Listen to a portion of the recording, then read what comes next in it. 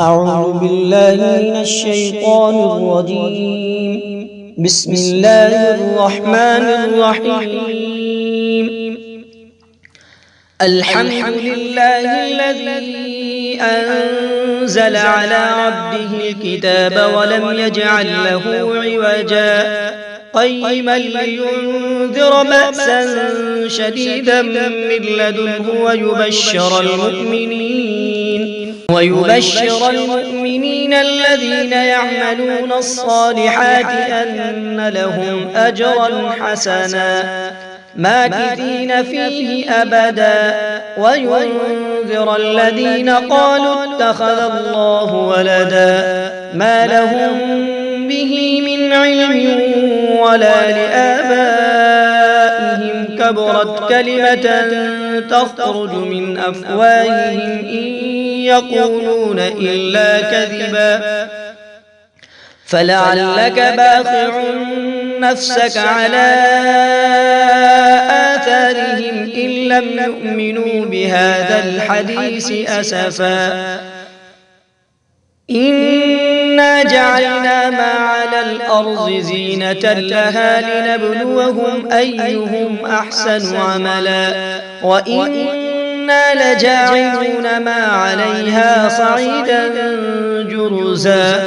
أم حسبت أن أصحاب الكهف والرقيم كانوا من آياتنا عجبا إذ أوى الفتية إلى الكهف فقالوا ربنا آتنا من لدنك رحمة وهيئ لنا من أمرنا رشدا فضربنا على آذانهم في الكهف سنين عددا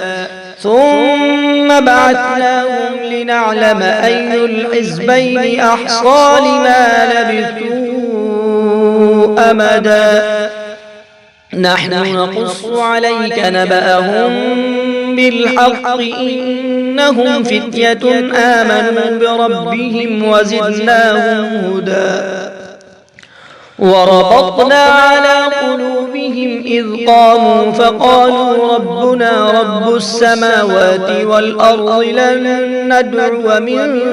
دونه إلها لقد قلنا إذا شططا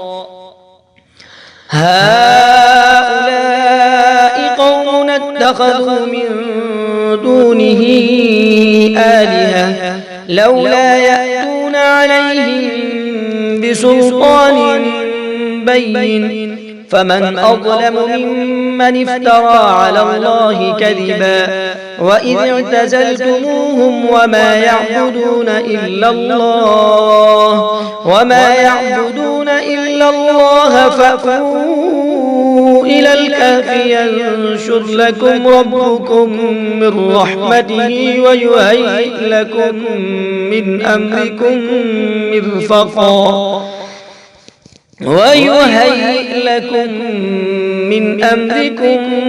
مرفقا وترى الشمس إذا طلعت تزاور عن كهفهم ذات اليمين وإذا غربت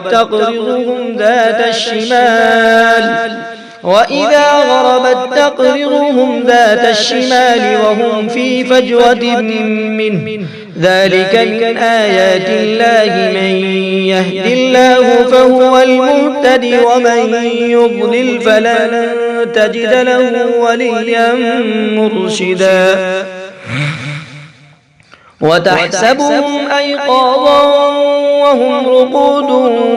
ونقلبهم ذات اليمين وذات الشمال وكلبهم باسط ذراعيه بالوصيد لو اطلعت عليهم لوليت منهم فرارا ولملئت منهم رعبا وكذلك بعثناهم ليتساءلوا بينهم قال قائل منهم كم لبثتم قالوا لبثنا يوما أو بعض يوم قالوا ربكم أعلم بما لبثتم فابعثوا أحدكم بورقكم هذه إلى المدينة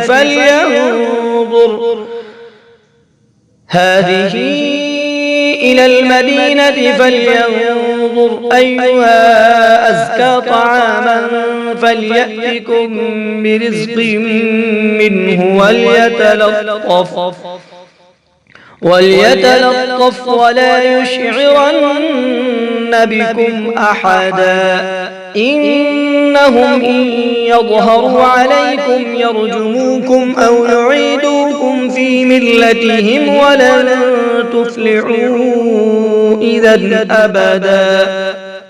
وكذلك أعثرنا عليهم ليعلموا أن وعد الله حق وأن الساعة لا ريب فيها إذ يتنازعون بينهم أمرهم فقالوا ابنوا عليهم بنيانا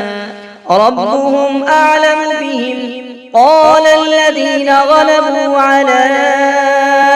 أمرهم لنتخذن عليهم مسجدا سيقولون ثلاثة رابعهم كلبهم ويقولون خمسة سادسهم كلبهم رجما بالغيب ويقولون سبعة وثامنهم كلبهم قل ربي أعلم بعدتهم ما يعلمهم إلا قليل فلا تمار فيهم إلا مراء ظاهرا ولا تستفت فيهم منهم أحدا ولا تقولن لشيء إني فاعل ذلك غدا إلا أن يشاء الله واذكر ربك إذا نسيت وقل عسى أن يهديني ربي لأقرب من هذا رشدا ولبثوا في كهفهم 300 سنين وازدادوا 9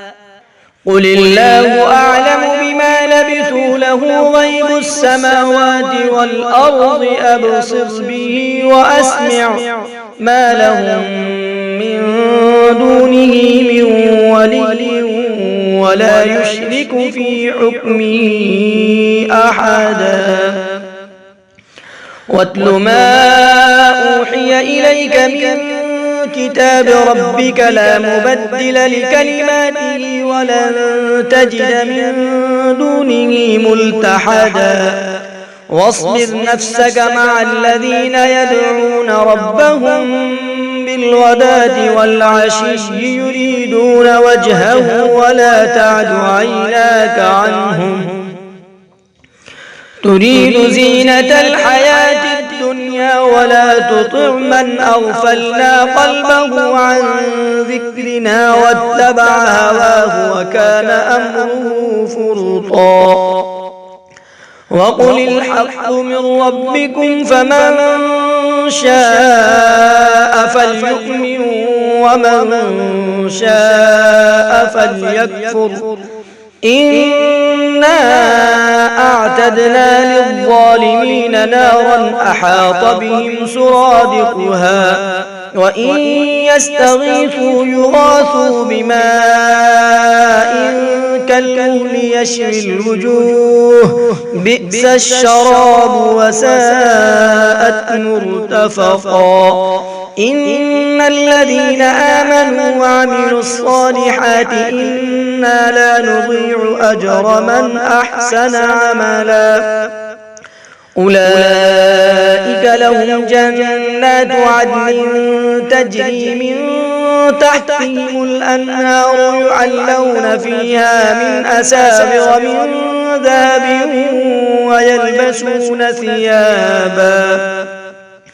ويلبسون ثيابا خضرا من سندس وإستبرق متكئين فيها على الأرائك نعم الثواب وحسنت مرتفقا واضرب لهم مثل الرجلين جعلنا لأحدهما جنتين من أعناب وحففناهما بنخل وجعلنا بينهما زرعا كلتا الجنتين آتت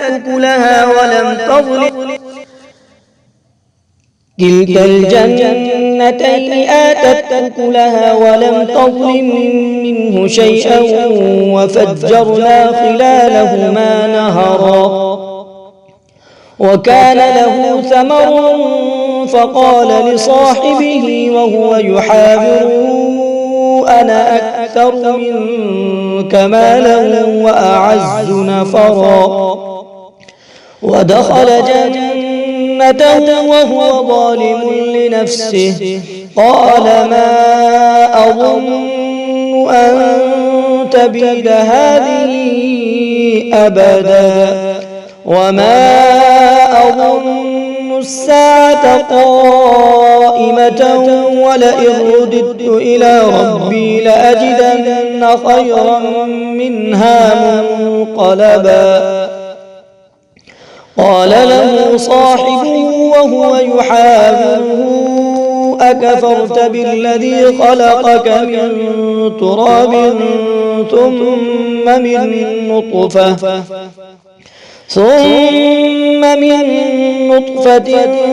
ثم سواك رجلا لكن هو الله ربي ولا أشرك بربي أحدا فعسى ربي أن يؤتيني خيرا من جنتك ويرسل عليها حسبانا من السماء فتصبح صعيدا زلقا أو يصبح ماؤها غورا فلن تستطيع له طلبا وأحيط بثمره فأصبح يقلب كفيه على ما أنفق فيها وهي خاوية على عروشها ويقول يا ليتني لم أشرك بربي أحدا ولم تكن له فئة ينصرونه من دون الله وما كان منتصرا هنالك الولاية لله الحق هو خير ثوابا وخير عقبا واضرب لهم مثل الحياة الدنيا كماء إن أنزلناه من السماء فاختلط به نبات الأرض فأصبح هشيما تذروه الرياح وكان الله على كل شيء مقتدرا المال والبنون زينة الحياة الدنيا والباقيات الصالحات خير عند ربك ثوابا وخير أملا ويوم نسير الجبال وترى الأرض بارزة وحشرناهم فلم نغادر منهم أحدا وعرضوا على ربك صفا لقد جئتمونا كما خلقناكم أول مرة بل زعمتم أن لن نجعل لكم موعدا ووضع الكتاب فترى المجرمين مشفقين مما فيه ويقولون يا ويلتنا ما لهذا الكتاب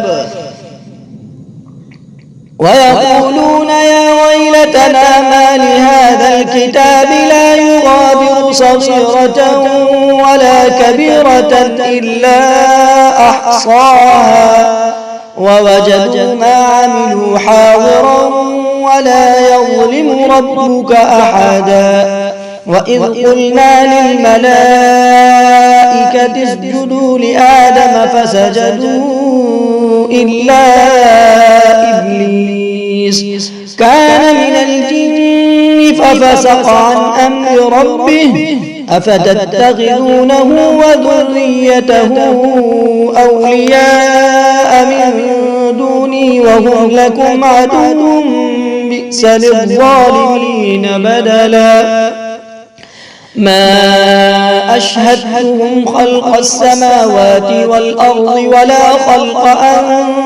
أنفسهم وما كنت متخذ المضلين عضدا ويوم يقول نادوا شركائي الذين زعمتم فدعوهم فلم يستجيبوا لهم وجعلنا بينهم موبقا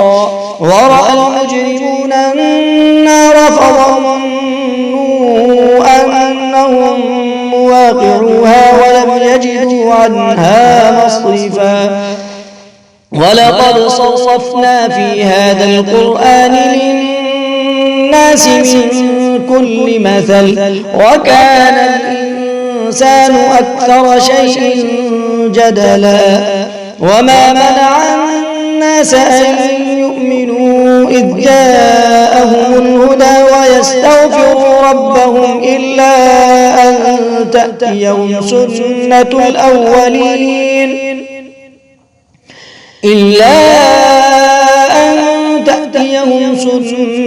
الأولين أو يأتيهم العذاب قبلا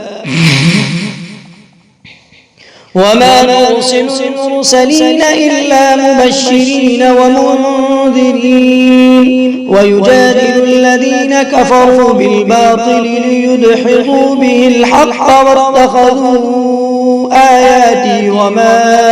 أنذروا هزوا ومن أظلم ممن ذكر بآيات ربه فأعرض عنها ونسي ما قدمت يداه إنا جعلنا على قلوبهم أكنة أن يفقهوه وفي آذانهم وقرا وإن تدعوهم إلى الهدى فلن يهتدوا إذا أبدا وربك الغفور ذو الرحمة لو يؤاخذهم بما كسبوا لعجل لهم العذاب بل لهم موعد لن يجدوا من دونه موئلا وتلك القرى أهلكناهم لما ظلموا وجعلنا لمهلكهم موعدا وإذ قال موسى لفتاه لا أبرح حتى أبلغ مجمع البحرين أو أمضي حقبا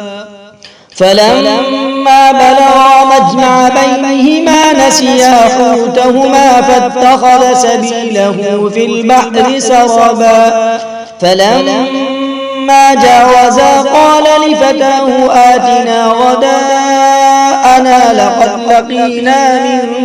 سفرنا هذا نصبا قال أرأيت إذ أوينا إلى الصخرة فإني نسيت الحوت وما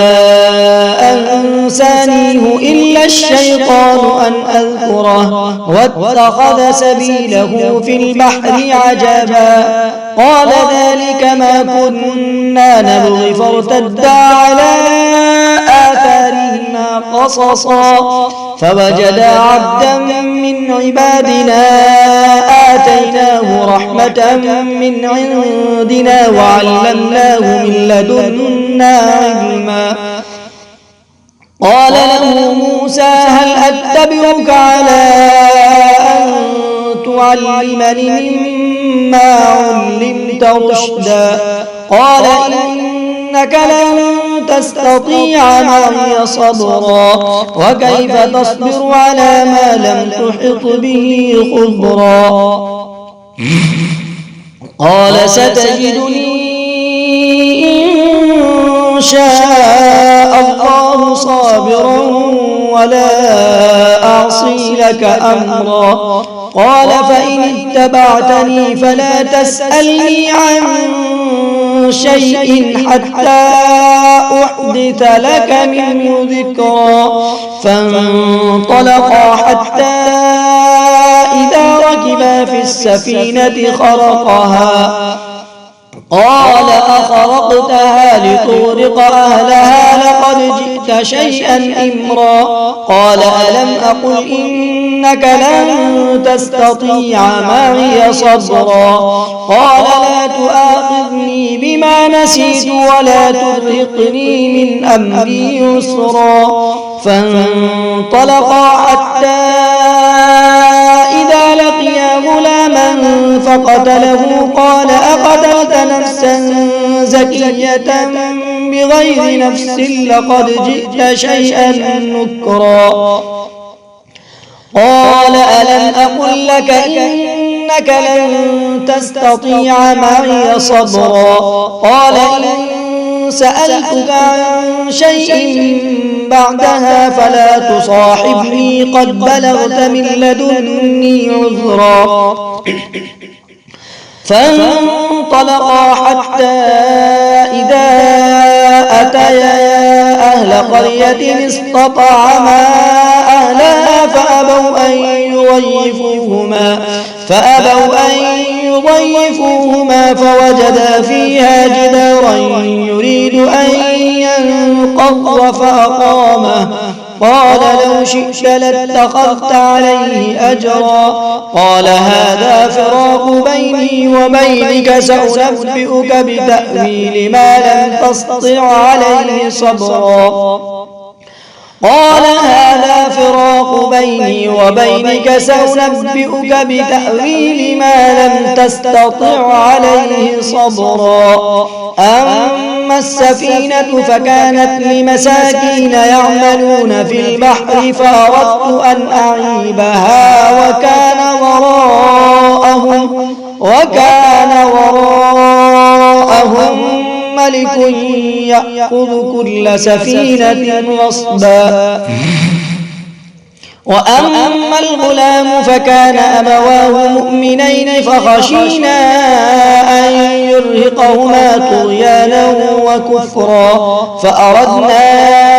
أن يبدلهما ربهما خيرا منه زكاة وأقرب رحما. وأما الجدار فكان لغلامين يتيمين في المدينة وكان تحته كنز لهما وكان أبوهما صالحا. فأراد ربك أن يبلغا أشدهما ويستخرجا كنزهما رحمة من ربك وما فعلته عن أمري ذلك تأويل ما لم تسطع عليه صبرا. ويسألونك عن ذي القرنين قل سأتلو عليكم منه ذكرا. إنا مكنا له في الأرض وآتيناه من كل شيء سببا فأتبع سببا حتى إذا بلغ مغرب الشمس وجدها تغرب في عين حمئة ووجد عندها قوما. قلنا يا ذا القرنين إما أن تعذب وإما أن تتخذ فيهم حسنا. قال أما من ظلم فسوف نعذبه ثم يرد إلى ربه فيعذبه عذابا نكرا. وأما من آمن وعمل صالحا فله جزاء الحسنى وسنقول له من أمرنا يسرا. ثم أتبع سببا حتى إذا بلغ مطلع الشمس وجدها تطلع على قوم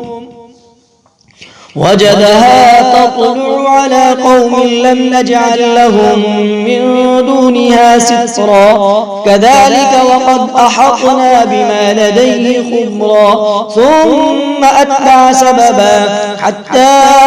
إذا بلغ بين السدين وجد من دونهما قوما لا يكادون يفقهون قولا قالوا يا ذا القرنين إن يأجوج ومأجوج مفسدون في الأرض فهل نجعل لك خرجا على أن تجعل بيننا وبينهم سدا قال ما مكنني فيه ربي خير فأعينوني بقوة أجعل بينكم وبينهم ردما آتوني زبر الحديد حتى إذا ساوى بين الصدفين قال انفخوا حتى إذا جعله نارا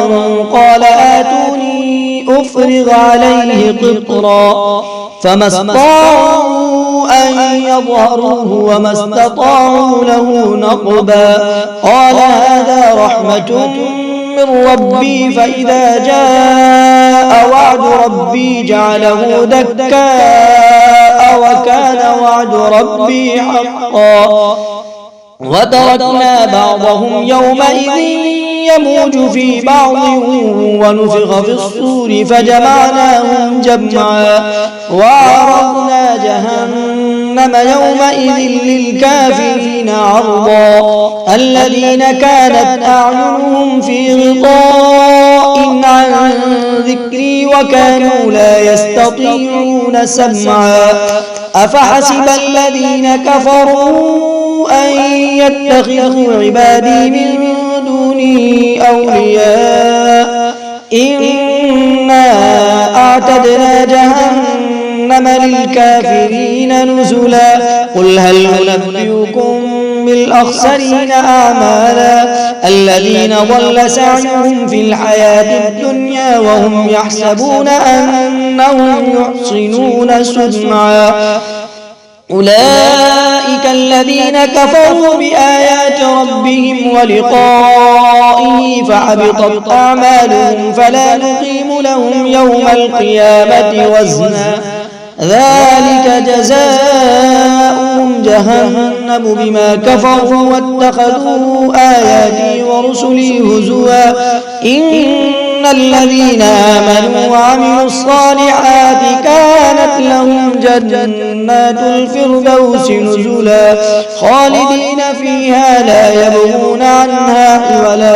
قل لو كان البحر مدادا لكلمات ربي لنفد البحر قبل أن